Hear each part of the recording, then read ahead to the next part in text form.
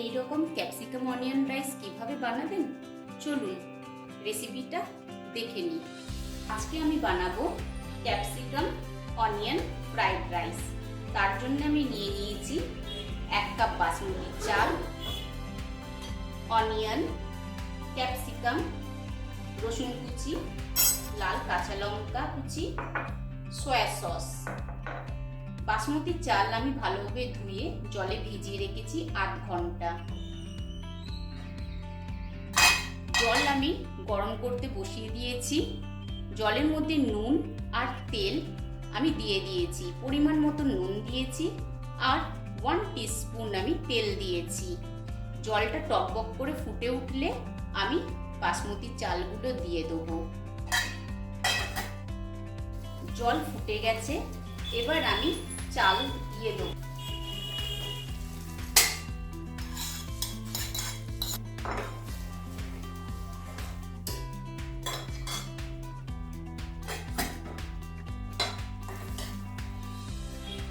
Rice হয়ে গেছে, এবার জল ঝরিয়ে নেব।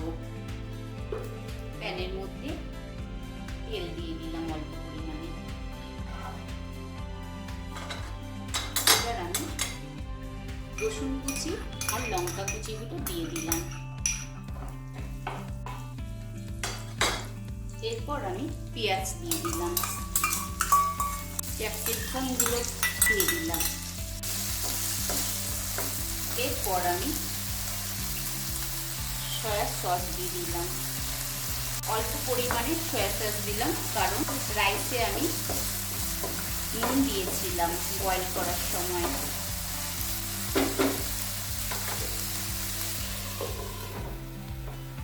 দু মিনিট কুক হতে দিলাম।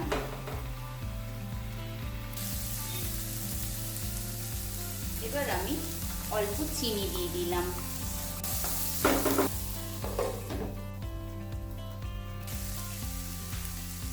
এবার আমি বয়েল করা রাইস দিয়ে দেবো।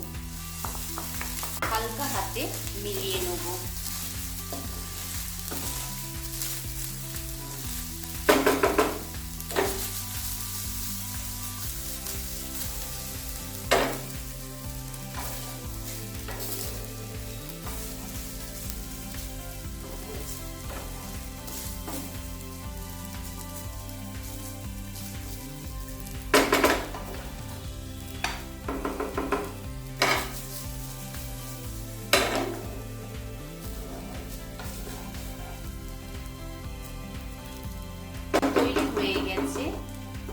ক্যাপসিকাম অনিয়ন রাইস তৈরি করে নিয়েছি। ক্যাপসিকাম অনিয়ন রাইস এইভাবে আপনারাও ঘরে তৈরি করে খাবেন, দেখবেন খুব ভালো লাগবে।